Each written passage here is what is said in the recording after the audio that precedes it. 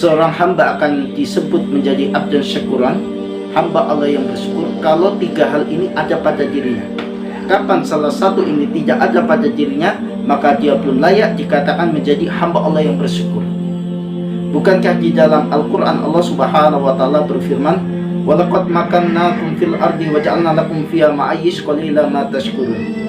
Dan sungguh kami akan sediakan kamu tempat di bumi dan sumber penghidupan di dalamnya, qalila ma tashkurun, amat sedikitlah kamu yang bersyukur.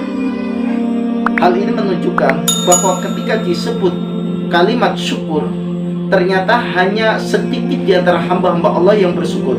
Makanya ketika seseorang hamba dia disebut menjadi abdan syakuran, itu setidaknya tiga hal ini ada pada dirinya. Apa? Yang pertama, meyakini bahwa nikmat itu datangnya dari Allah Subhanahu wa Ta'ala.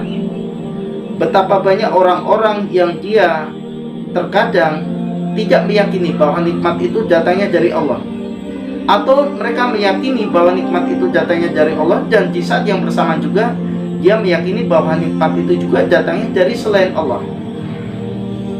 Ini yang pertama. Yang kedua, selalu mengucapkan syukur ketika mendapat nikmat.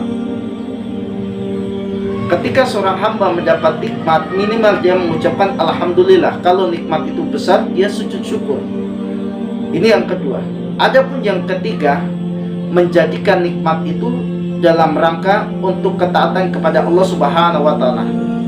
Kalau Allah Subhanahu wa Ta'ala berikan nikmat, sementara nikmat itu tidak digunakan untuk mendekatkan diri kepada Allah, untuk beribadah kepadanya, untuk beramal soleh kepadanya, maka dia belum bisa dikatakan hamba Allah yang bersyukur. Karena tidak mudah. Banyak orang yang mampu mengucapkan syukur ketika Allah berikan nikmat, tetapi dia tidak mampu untuk menjadikan setiap nikmat yang Allah berikan itu untuk mendekatkan diri kepada Allah Subhanahu wa Ta'ala.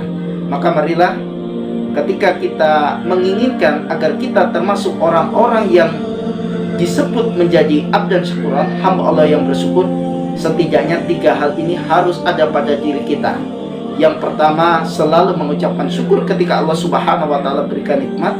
Yang kedua, meyakini bahwa nikmat itu datangnya dari Allah. Dan yang ketiga, selalu menjadikan nikmat yang Allah berikan dalam rangka untuk ketaatan kepadanya.